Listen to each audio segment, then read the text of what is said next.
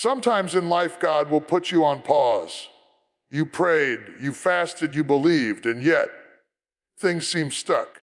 You're waiting on that breakthrough, that opportunity, that answer, but all you see is silence. And it's in those moments the enemy whispers, maybe it's not for you, maybe God has forgotten, but hear me today. Delay does not mean denial. The pause is not punishment, it's preparation. The pause is not rejection, it's redirection. The pause is God saying, I'm working behind the scenes. I'm aligning things you cannot see. When we hear the word pause, most of us immediately think of frustration. A pause interrupts momentum. A pause slows us down when we want to move forward. A pause is that season where you thought by now you would be married. By now you would have that promotion. By now you would be further along than where you are. And yet, it feels like God has his finger on the button, saying, wait. That pause can feel heavy. It can feel personal. It can feel like punishment. You start to wonder, what did I do wrong? Why is everyone else moving forward and I'm stuck right here? Why is my story frozen while theirs is unfolding? But hear me clearly. The pause is not punishment, it's preparation. God never wastes time, even when it feels like he's wasting yours. The pause is not a delay designed to break you. It's a process designed to build you. Think about this. When a musician plays a symphony, the beauty of the music is not only in the notes, but also in the pauses between the notes. Without the pause, there is no rhythm, no meaning, no rise and fall in the melody. The pause brings weight to the sound. In the same way, God uses pauses in our lives to shape the rhythm of our destiny. What feels like silence is actually a strategic interlude. What feels like being held back is God's way of orchestrating something greater than you could have orchestrated on your own. Many of us confuse preparation with punishment because preparation doesn't always look attractive. Preparation often feels uncomfortable. If you've ever been to the gym, you know that training doesn't feel good while you're in it. Muscles ache, lungs burn, sweat pours down your face, and your body screams, "Why are you doing this to me?" But what feels like pain in the moment is strength in the making. You don't see the results instantly, but weeks later, you notice you can lift what once crushed you. You can run farther than you ever imagined. The preparation season gave you strength for the future. God does the same thing in the pause. He doesn't stop your life because he's mad at you. He pauses your life because he's making you. He's training you for what's ahead. He's developing the endurance, the wisdom, the character, the humility, and the faith you will need to survive the blessing you've been praying for. Some of us are asking for things we aren't yet strong enough to carry. We think we're ready, but God says, not yet, because if I gave it to you now, it would crush you. You don't need the gift without the growth. You don't need the platform without the preparation. You don't need the opportunity without the maturity. Let's be real. Many of us have experienced blessings too soon, and instead of those blessings elevating us, they exposed us. The relationship you rushed into before you healed. The job you took before you had the discipline to manage it. The dream you chased before you had the foundation to sustain it. What was meant to bless you broke you because you weren't ready. But God loves you too much to let you walk into something unprepared. That's why he'll put you in a pause. That's why he'll hide you. That's why he'll say, not yet. Because he's not punishing you, he's protecting you. Think of David. Anointed as king in his youth, but he didn't take the throne the next day. No. David went back to the fields, tending sheep, fighting lions and bears, learning to lead in obscurity. Then he fought Goliath, not as a king, but as a shepherd with a sling. God could have rushed the process, but he didn't. The pause was David's preparation. By the time he sat on the throne, he wasn't just a boy with oil on his head. He was a man forged in the fires of waiting, warfare, and wilderness. Think of Joseph, given a dream at 17, but it took 13 long years filled with betrayal, slavery, false accusations, and prison before he stepped into that dream. If you looked at his life halfway through, you might have thought, God has forgotten him. God is punishing him. But no, God was preparing him. The pit and the prison were the pause. They were classrooms for character, humility, and leadership. By the time Joseph stood in Pharaoh's palace, he wasn't bitter, he was ready. He could save nations because he survived the pause. That's the truth for us too. The pause doesn't mean God's hand is off your life. The pause means God's hand is on your life so strongly that he refuses to release you prematurely. The pause is proof that he's working, not that he's absent. While you're waiting, he's arranging. While you're waiting, he's aligning. While you're waiting, he's pruning away the things that would choke out your future. And let's be honest, the pause tests us. It reveals whether we trust God or just his timing. Anybody can shout when the blessing shows up, but can you worship in the waiting? Can you trust him in the silence? Can you praise him with no evidence in sight? That's where preparation is happening. In the pause, you learn to rely on faith, not feelings. In the pause, you learn to trust his character when you don't understand his calendar. In the pause, you learn patience, resilience, and surrender.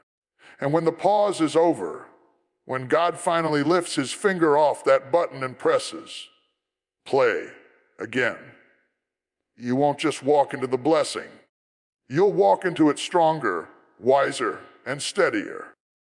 You'll recognize the value of the preparation, and you'll be grateful for the pause that once felt like punishment. Because now you'll see, it wasn't punishment at all. It was the loving hand of a father making sure you didn't stumble into destiny unprepared.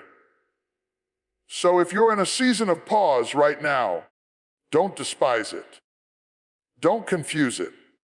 Don't call it punishment when it's actually preparation. Lift up your head, square your shoulders, and say to yourself, this pause is working for me. This pause is shaping me. This pause is not the end of my story. It's the preparation for the best chapter yet to come. Delay has a way of testing your patience like nothing else in life. It sits you down in places you didn't plan to be and keeps you longer than you wanted to stay. It stretches you. It pulls at your faith. It forces you to wrestle with your own doubts and insecurities. But the truth is, delay isn't meant to break you. It's meant to build you.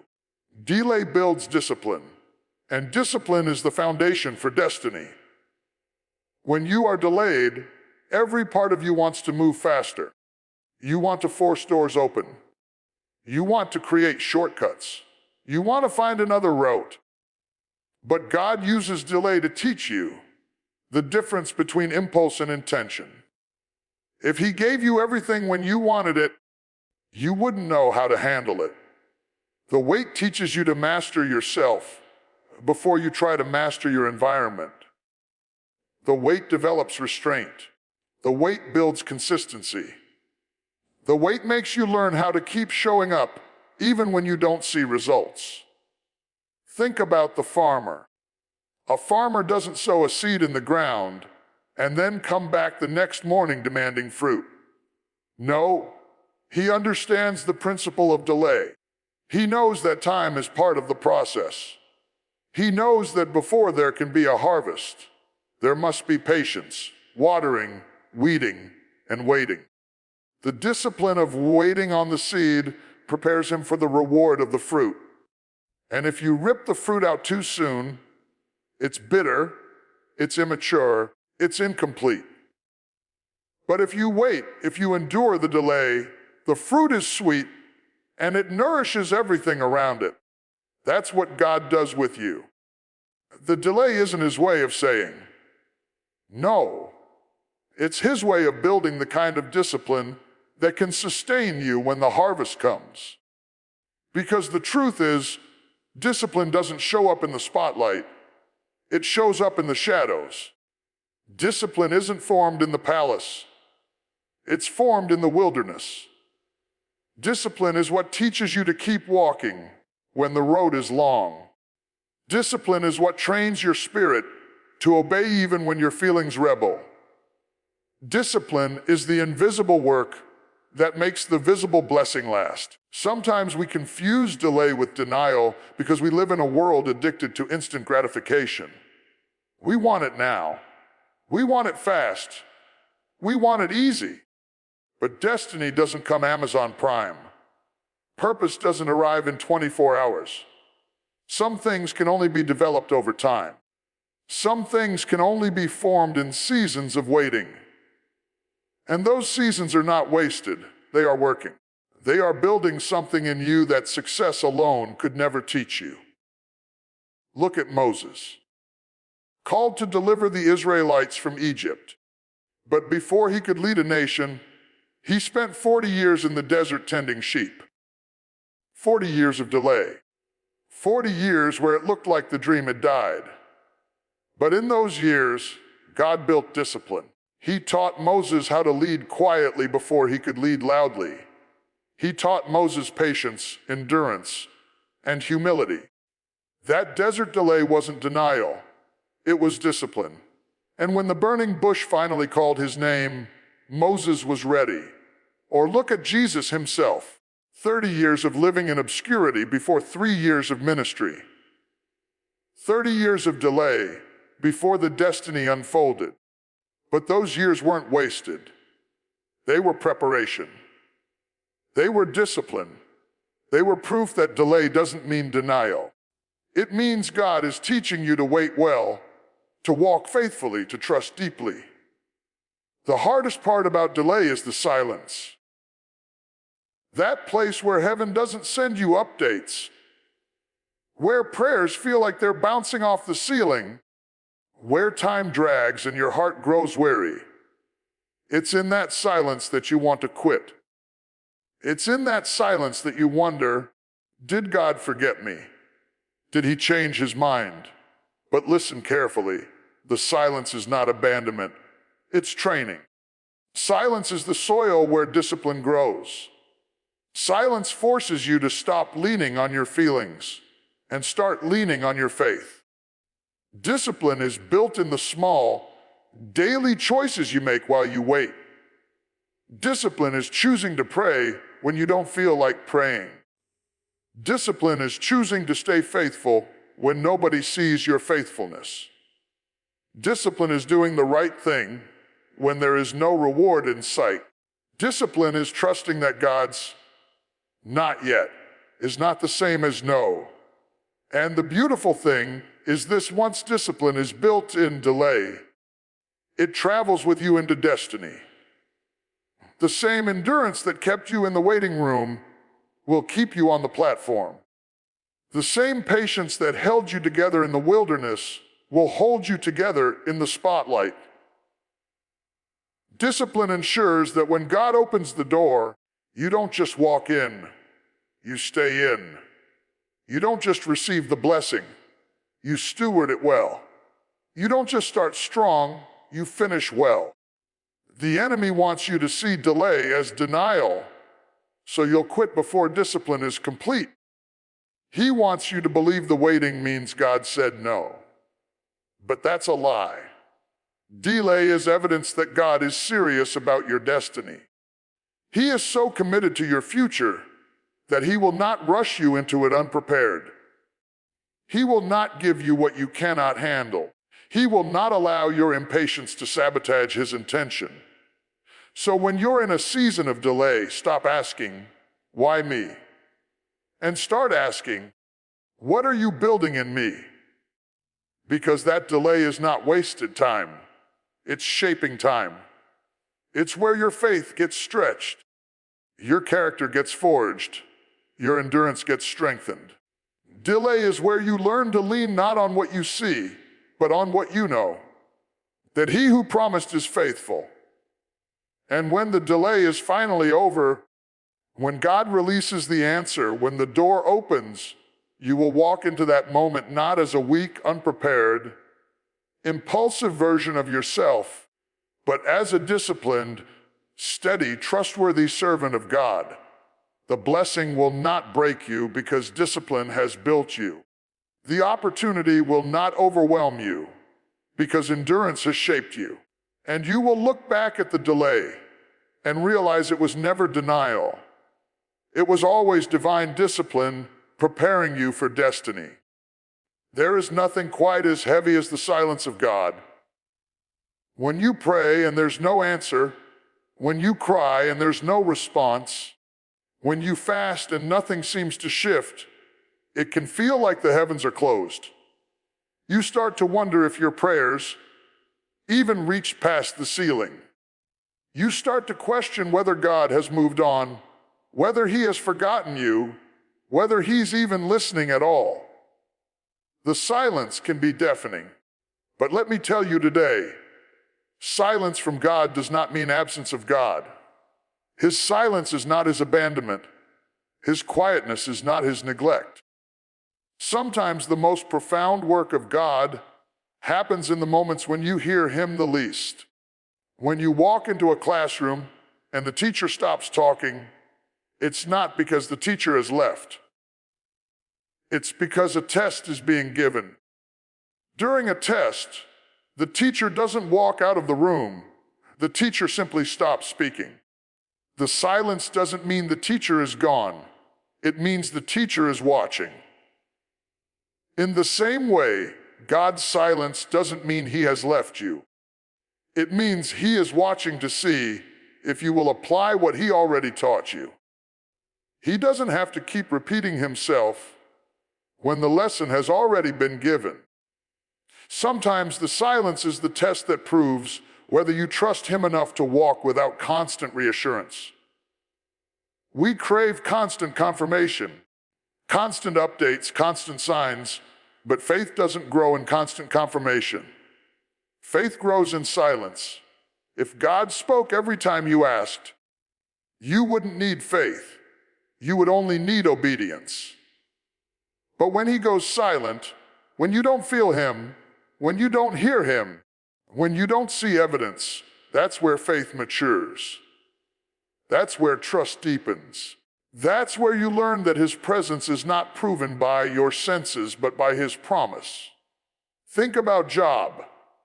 Job cried out in pain, confused by his suffering, begging God for answers. For much of the book, heaven stayed silent. No explanation, no roadmap, no comfort. But was God absent? No. God was present all along, monitoring every moment, setting boundaries around Job's pain, saying to the enemy, "You can go this far and no further." Job didn't hear God, but God was in complete control. That silence was not absence. It was sovereignty at work in ways Job couldn't see. Think about Jesus on the cross. He cried, my God, why have you forsaken me?" Heaven seemed silent in that moment, and yet the Father was closer than ever. The silence did not mean absence. It meant the greatest plan of redemption was unfolding. If God can be silent while his own Son hangs between heaven and earth, surely we can understand that his silence in our lives is not a sign that he's gone. It's a sign that he's working something beyond what we can comprehend. Sometimes silence is God's way of protecting you from voices that would distract you. If he spoke too soon, you would run ahead of him. If he revealed everything at once, you would try to control it. So he withholds not to punish you, but to preserve you. His silence is often the safest space for your soul because it forces you to lean on trust, not on noise. It forces you to quiet yourself, to seek him more deeply, to recognize that he doesn't always speak in thunder and fire, but often in a still small voice. The danger of silence is that we fill it with assumptions. We assume God has abandoned us. We assume he has said no. We assume he is punishing us. But those are lies birthed in the vacuum of unanswered questions. Instead of assuming the worst, learn to anchor yourself in what he already said. If God promised to never leave you nor forsake you, then silence cannot be absence. If God said his plans for you are good, then silence cannot be rejection. If God said he works all things together for good, then silence cannot be the end of your story. Silence is not always the absence of sound. It is often the presence of strategy. God is aligning things, shifting pieces, orchestrating details you can't see. Just because he's not talking to you doesn't mean he's not talking about you. Heaven might be silent in your prayer closet, but heaven is active in boardrooms, in conversations, in places where your name is being positioned for opportunities you haven't even imagined yet. And sometimes, silence is God's way of drawing you deeper. When you don't hear him like you used to, it forces you to seek harder, to press deeper, to strip away distractions. Silence pulls you into intimacy. Silence teaches you to value his voice more. Silence reminds you that relationship with God is not built on constant goosebumps, but on trust in his unchanging nature. Think of Elijah in the cave. He looked for God in the wind, in the earthquake, in the fire, all the loud places. But God wasn't in the noise. God was in the still small voice. Sometimes we keep waiting for God to shout when he's teaching us to recognize him in a whisper. And in order to hear a whisper, you have to get close. Maybe his silence isn't him pushing you away. Maybe it's him pulling you nearer. The truth is, if you only trust God when you hear him, your trust is shallow. But if you can trust him in the silence, your trust is unshakable. If you can keep walking when he's quiet, if you can keep believing when he's hidden, if you can keep obeying when you feel abandoned, then your faith is mature. Silence proves the depth of your relationship with God. So if you're in that season right now where it feels like heaven is quiet, don't mistake it for abandonment. God is closer than you think. He's not absent, he's active. He's not ignoring you. He's instructing you through silence. He's not rejecting you. He's refining you. And when the silence breaks, when he finally speaks, when the breakthrough finally comes, you will see that his quietness was never neglect. It was love, strategy, and preparation disguised as silence. Hold on in the silence. Trust in the stillness. Walk by faith, not by sound. Because silence from God never means absence of God. It means he's working in ways too deep for words. We love to win. We love the thrill of victory, the applause of achievement, the satisfaction of seeing prayers answered and dreams fulfilled. Winning feels good. It feeds the soul. It makes the struggle seem worth it. But as powerful as winning is, it does not shape faith the way waiting does. Winning rewards faith, but waiting refines faith. Winning is the celebration of what you believed for, but waiting is the crucible where what you truly believe gets tested. It is in the waiting that faith is stretched, purified, and strengthened in ways victory could never produce. Anybody can shout when the miracle happens. Anybody can rejoice when the job comes through, when the healing is confirmed, when the relationship blossoms, when the breakthrough is visible.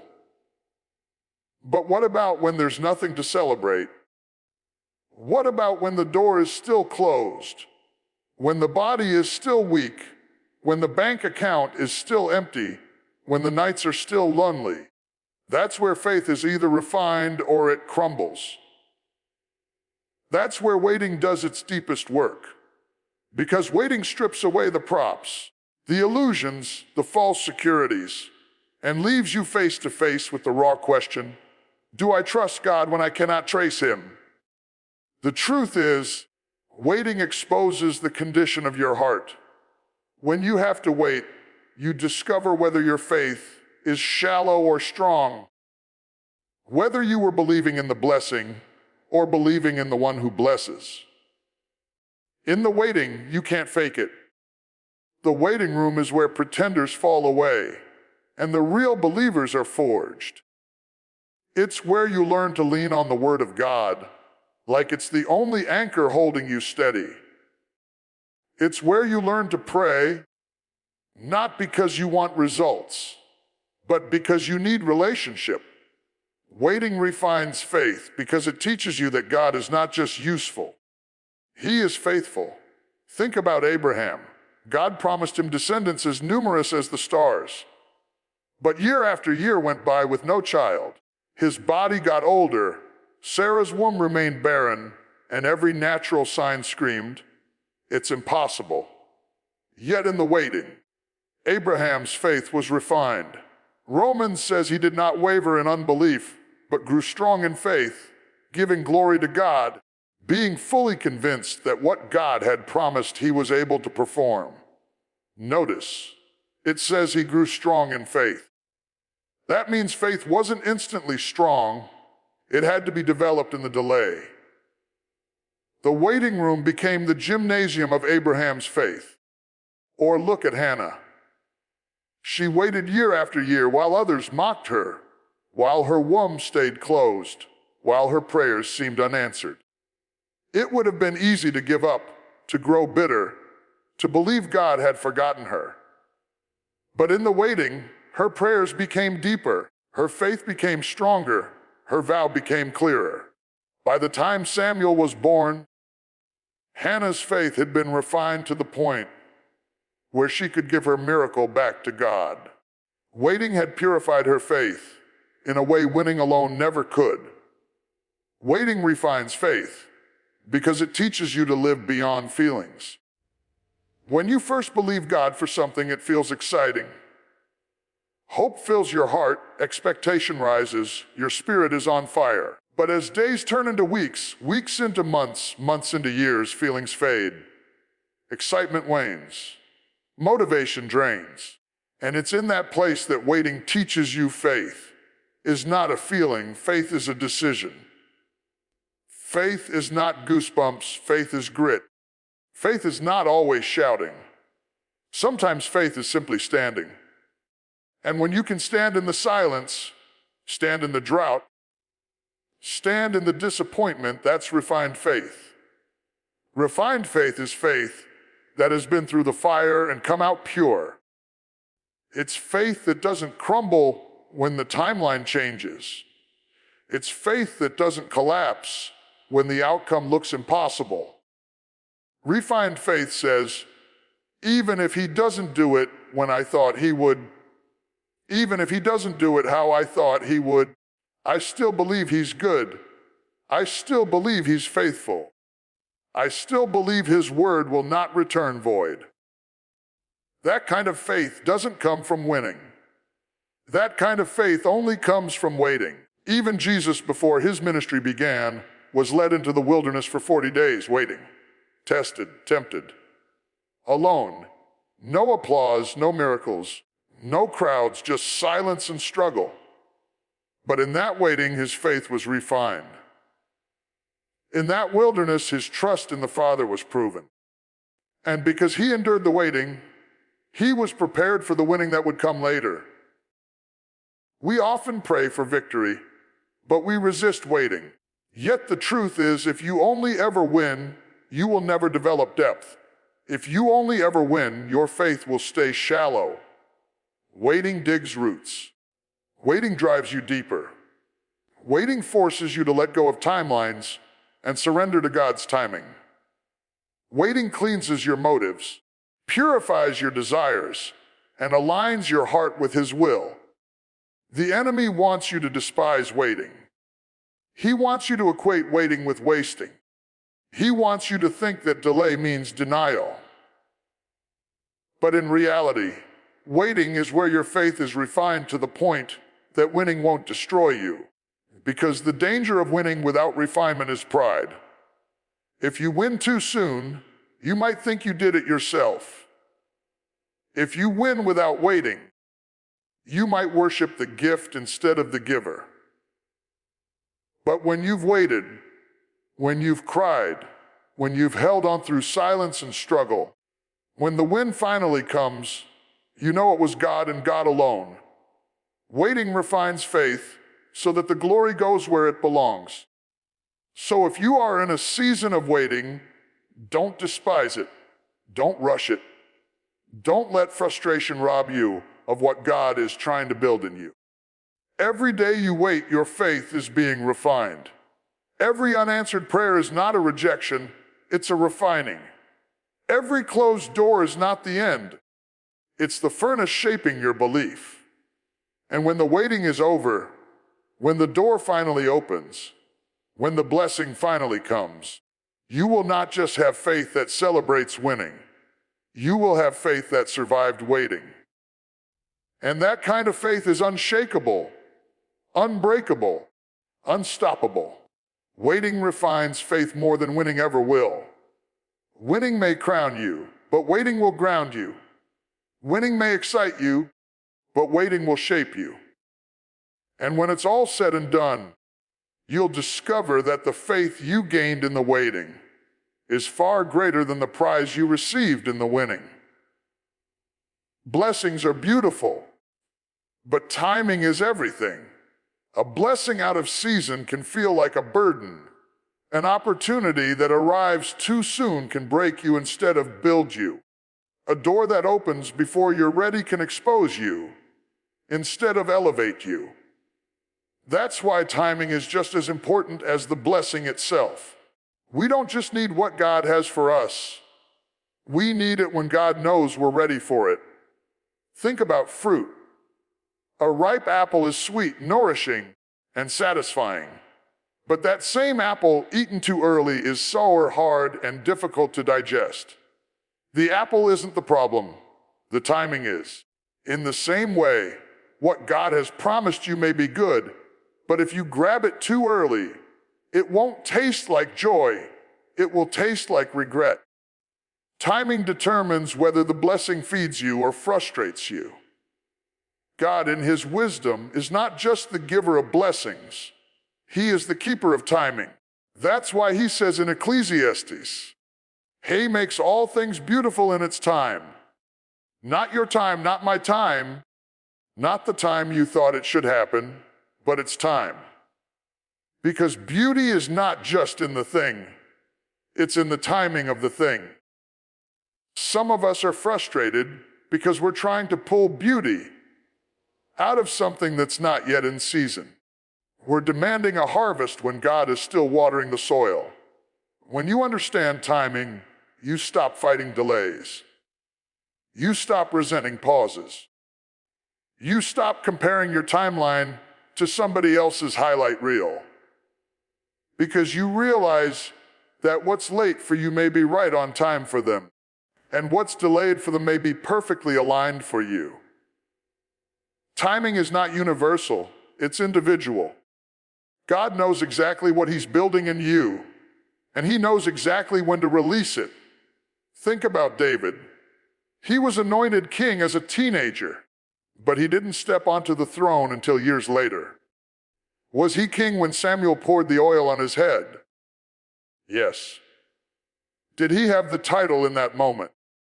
No, because the blessing was real, but the timing wasn't yet. If David had rushed to take the throne before the time, he would have been destroyed by Saul. He needed the waiting season to learn how to fight, how to lead, how to survive in caves, how to trust God in obscurity. The blessing of kingship needed the timing of preparation. Look at Sarah and Abraham. God promised them a child, but when the promise took too long, they decided to manufacture a blessing in their own timing through Hagar. And the result was strife, confusion, and division. The child through Hagar wasn't the problem. It was the timing. God still had a promise, but their impatience created complications they were never supposed to carry. That's what happens when we try to grab blessings outside of God's timing. We create Ishmaels when God had Isaacs in mind. The truth is, timing protects as much as it provides. If God gave you the right blessing at the wrong time, it could crush you. Some doors are closed not because the blessing isn't yours, but because the timing isn't right. Some relationships didn't last, not because love wasn't possible, but because the timing wasn't aligned. Some opportunities slipped away, not because you weren't talented enough, but because God knew the stage was premature. Timing matters as much as the blessing itself. And timing is not just about readiness, it's also about alignment. God is not only working in your life, He's working in other people's lives, in circumstances, in places, in nations, to bring everything together. You may be ready in your heart, but the people you're supposed to bless may not yet be ready to receive you. The door you're supposed to walk through may not yet be built. The environment you're meant to enter may not yet be prepared. That's why timing matters. Because God isn't just thinking about you. He's orchestrating the bigger picture. Winning the blessing at the wrong time can make you lose what you were meant to keep. Getting married before healing can make the marriage harder than it had to be. Taking a leadership role before learning humility can turn influence into arrogance. Receiving money without financial discipline can make a blessing vanish like dust in the wind. Timing is God's way of making sure what He gives you won't destroy you. We get frustrated with timing because we measure it by our clock. But God doesn't work by minutes and hours. He works by seasons. A farmer doesn't rush a seed because the clock says it's time. He waits until the season shifts. Seasons change not because of the clock, but because of cycles ordained by God. And when your season shifts, nothing can stop your blessing from arriving. Timing may delay, but it never denies. And here's the beauty: when it is God's time, the blessing doesn't just come, it flows. When it's time, doors open without you forcing them. When it's time, opportunities align without you manipulating them. When it's time, resources appear, people show up, favor surrounds you. When it's time, you won't have to strive. You'll simply step into what God already prepared. Timing ensures that when the blessing arrives, it fits perfectly. Think about Jesus at the wedding in Cana. Mary asked Him to perform a miracle when the wine ran out. His response: "My time has not yet come." The blessing was in Him. The power was in Him. The ability was in Him. But the release was tied to timing. And when the right time came, the water turned to wine, and not just any wine, the best wine. Timing ensures not just fulfillment, but excellence. So if you are waiting right now, if you are pacing through a hallway of delay, don't despise the timing. The blessing is real. The promise is true. But timing is just as important as the thing itself. If God is holding it back, it means He is protecting you. If God is delaying it, it means He is aligning it. If God hasn't released it yet, it means the season has not shifted. But when it does, when the timing finally comes, you'll discover that the wait was not wasted. Because blessings without timing can break you, but blessings with timing will build you. Timing makes the difference between frustration and fulfillment, between bitterness and beauty, between premature and perfect. And when you finally step into it, you'll realize that the timing of God is as much a gift as the blessing itself. Delay feels like the enemy of progress. It feels like a thief stealing time, robbing opportunities, holding you back while others move forward. Delay can make your heart heavy, your hope fragile, your vision blurry. But what if the very thing you call delay is actually divine alignment? What if the closed door wasn't a rejection but a redirection? What if the not yet wasn't God ignoring you, but God positioning you? Sometimes what feels delayed is actually God aligning every detail so that when the moment comes, it fits together perfectly. We live in a world that loves speed. Fast food, instant downloads, overnight shipping. We want everything now. And when God doesn't move on our schedule, we call it delay. But God is not bound by our urgency. He works by alignment. He is weaving together people, places, and circumstances in ways you cannot see. He is aligning resources, opening unseen doors, shifting hearts, moving mountains in silence. While you're pacing the floor thinking he's late, heaven is busy arranging things that must line up before your blessing can be released. Think about Joseph. From the pit to Potiphar's house, from false accusations to prison, years of what looked like delay. If you judged his life too soon, you'd say the dream was denied. But every step, every setback, every prison cell was alignment. God was moving him into position so that at the right time, he would stand before Pharaoh. If Joseph had been released early, he might have gone home. If he had been rescued prematurely, he would have missed the palace.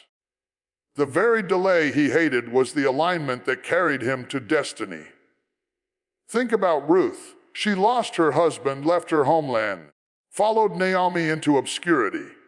Her story looked like setback after setback, but in what seemed like delay, God was aligning her with Boaz. If she hadn't been in that field at that moment, she wouldn't have stepped into her redemption story. Delay wasn't denial, it was divine alignment. And think of Jesus himself. When Mary and Martha sent word that Lazarus was sick, Jesus delayed. He waited. He didn't run immediately to heal them. To them, the delay felt cruel, even careless. By the time he arrived, Lazarus was dead. But Jesus wasn't late. He was aligning the moment for a greater glory. If he had healed Lazarus while he was sick, it would have been a miracle. But by delaying, he aligned the timing for a resurrection. What they called too late was actually right on time. That's how God works. What feels like a delay to us is often the perfect setup for his divine alignment. You think you're stuck, but he's strategically positioning you. You think the opportunity slipped away, but he's aligning something better. You think the relationship failed, but he's aligning someone who will fit the call on your life. You think the promotion passed you by, but he's aligning a platform that will showcase your purpose. Delay isn't the end. It's the evidence of alignment. Divine alignment is why certain doors won't open no matter how hard you push. It's why some people walk away when you wanted them to stay. It's why jobs don't call you back, why applications don't get approved, why things don't fall into place when you thought they should. God knows that if he gave you what you wanted when you wanted it, it would have been out of sync. Alignment is about more than your readiness. It's about the world around you being ready for you. God isn't just preparing you for the blessing. He's preparing the blessing for you. Sometimes delay protects you. If God had said yes too soon, you might have walked into disaster. If that deal had gone through, it would have bound you to the wrong people. If that door had opened, it would have distracted you from destiny. Delay feels painful, but it is also merciful. Delay is God's way of keeping you from stepping into something out of alignment with His will. And alignment often requires patience. Think about gears in a machine. They have to line up perfectly for the whole system to move. If one piece is out of place, the whole process stalls. But when the gears align, the motion is smooth, unstoppable, powerful. Your life is like that. God is aligning people you haven't met yet, opportunities you don't know about, doors you haven't seen.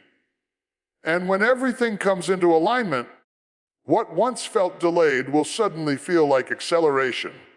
That's why the wait can feel so long. God is aligning more than you can imagine. He's aligning the timing of your growth with the timing of your opportunity. He's aligning the development of your character with the unveiling of your destiny. He's aligning the place. He's sending you with the person He's making you into. What you think is delay is God saying, I refuse to release you until everything lines up perfectly. And here's the thing, when alignment comes, it won't feel like delay anymore. It will feel like destiny. You'll look back and realize the heartbreak wasn't wasted. The detour wasn't pointless. The silence wasn't neglect. You'll see that God was never late. He was always strategic. He wasn't stalling. He was setting you up. So if you're frustrated right now, if you're weary from waiting, if you feel like life has been delayed, don't lose hope. What feels delayed is often divinely aligned. That job you didn't get, alignment. That door that closed, alignment. That relationship that ended, alignment. That season that feels like nothing is moving, alignment. And when the pieces finally fall into place, you'll see that it was better than anything you could have arranged on your own. God doesn't just want you blessed. He wants you aligned. Because blessing without alignment won't last, but blessing with alignment will flow. And when alignment happens, everything makes sense. The tears, the waiting, the disappointment, the delay. You'll see it wasn't wasted time. It was preparation time. It wasn't rejection. It was redirection. It wasn't delay. It was divine alignment, setting you up for a moment you were born to step into. So hold steady in the waiting. Don't curse the delay. Trust the God of alignment. Because when the moment comes, you'll discover that every step, every tear, every pause was pulling you into perfect position. And then you'll declare with confidence, it wasn't delayed, it was divinely aligned. So as we stand at the close of this word, hear me clearly, delay is not denial. The pause is not punishment. The waiting is not wasted. Every season you thought was silent was God setting the stage. Every not yet was a divine, hold on, I'm aligning something greater. Every tear you cried in the waiting was watering the soil for a harvest you haven't even seen yet. You've learned tonight that the pause has a purpose. You've seen that delay develops you, that waiting strengthens you, that God is not only the giver of blessings, but the keeper of perfect timing. You've walked through the truth that delay is not defeat, but divine alignment. And when it all comes together, when the season finally shifts, you won't just receive the blessing. You'll be ready to hold it, sustain it, and walk in it with power. So don't despise the pause. Don't curse the waiting. Don't let impatience rob you of what God is preparing. Trust the pause, because the God who paused you is the same God who will release you. And when He releases you, no devil in hell, no opposition on earth, no force of man will be able to stop you. Delay does not mean denial. It means destiny is still under construction. It means alignment is still in progress. It means heaven is still working behind the scenes. And when it finally unfolds, you'll discover that the God who made you wait is the God who made it worth the wait. So lift your head, square your shoulders, and trust the pause. Because delay is never denial when your life is in the hands of the one who holds time itself.